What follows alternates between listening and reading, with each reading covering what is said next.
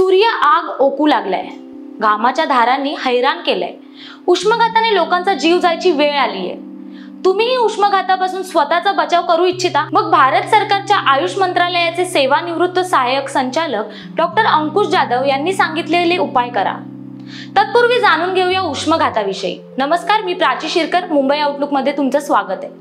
भारतात वसंत व ग्रीष्म ऋतू हे दोन ऋतू उन्हाळा म्हणून मानले जातात।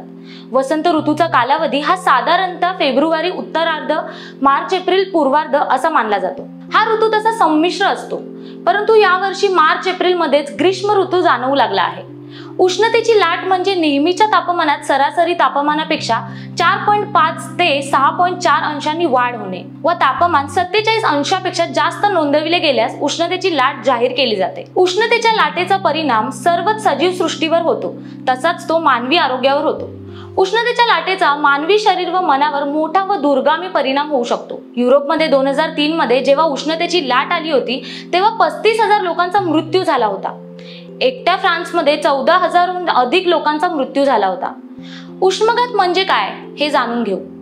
उष्माघाताला सनस्ट्रोक व हीटस्ट्रोक असे म्हणतात। वातावरणातील तापमान खूप वाढल्यानंतर शरीरातील पाणी कमी कमी होऊन होणारा आजार म्हणजे उष्माघात। सर्वसाधारण शरीराचे तापमान 37 अंश सेल्सिअस असते। हे तापमान खूपच वाढल्यावर मेंदूतील रक्तभिसरण व शरीरातील एन्झाईम्सवर प्राणघातक परिणाम होऊ शकतो। शरीरामधील अंतर्गत तापमान मेंदूतील हायपोथॅलॅसम नावाच्या भागाद्वारे नियंत्रित केले जाते।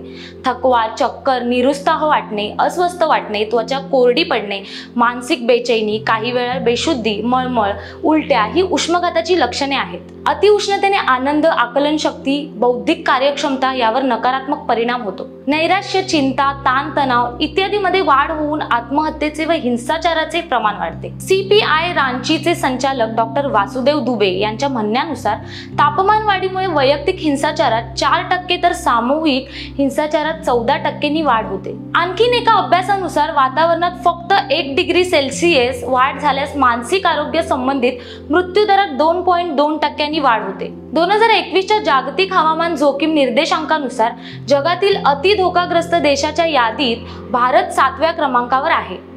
तापमान वाढ व उष्णतेच्या लाटेमुळे पर्यावरणाचे खूप मोठे नुकसान होऊन नैसर्गिक आपत्तीत मोठ्या प्रमाणावर वाढ होईल अशी भीती तज्ज्ञांनी व्यक्त केली आहे। उष्णतेच्या लाटेत मानसिक तामस या दोषांची वाढ होते, मेंदूच्या कार्यात अल्प बदल होतो व परिणामी याच काळात सर्व प्रकारच्या गुन्हेगारीत मोठ्या प्रमाणावर वाढ होते असे राष्ट्रीय गुन्हेगारी अहवालानुसारही सिद्ध झाले आहे। याच काळात अयोग्य पदार्थाचे, पेयाचे सेवन केले जात असल्याने पोटात मळमळ होणे, उलट्या होणे, टॉन्सिल्स वाढणे, सुजन, सर्दी, खोकला, घसा बसणे, पोटदुखी, डोकेदुखी, त्वचेचे विविध आजार, विषाणूजन्य ताप अशा आजारांचे प्रमाण वाढते। म्हणूनच उन्हाळ्यात आहार विहार जपून केला पाहिजे। विशेषतः या काळात मोठ्या प्रमाणावर मानसिक व शारीरिक शक्तीचा ऱ्हास होतो, बल रोगप्रतिकार शक्ती कमी होते। म्हणून शारीरिक व मानसिक रोगप्रतिकार शक्ती टिकवणे, कायम राखणे अत्यंत महत्त्वाचे आहे। आहारात सामान्यतः गोड, आंबट व खारट रसयुक्त पदार्थांचा वापर अधिक करावा। ज्वारीची भाकरी, चपाती, भात हे पदार्थ अधिक खावेत। दूध, ताक, लोणी, तूप, श्रीखंड, बासुंदी, शहाळ्याचे पाणी, उसाचा रस, नीरा हे पदार्थ घ्यावेत। नाचणीचे आंबील दररोज सकाळी प्यालाभर प्यावे, याने शरीरातील उष्णता व रुक्षता कमी होते।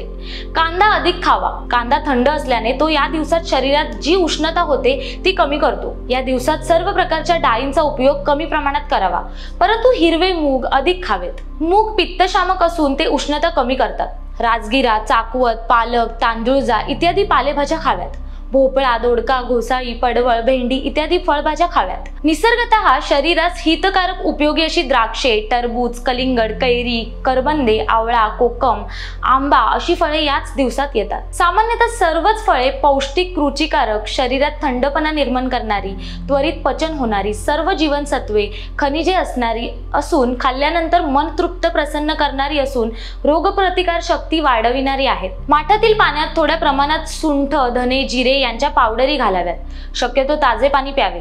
झोप शरीर व मनाच्या विश्रांतीसाठी दररोज 7 ते 8 तास झोप महत्त्वाची आहे। या दिवसात दिवसा झोपणे सुद्धा चांगले असते। शांत झोपणे रोगप्रतिकार शक्तीसाठी उपयोगी असणाऱ्या सायटोकाइन्स या प्रथिनाचे प्रमाण वाढवण्यास मदत करते। विषाणू जीवाणूंचा धोका कमी होतो।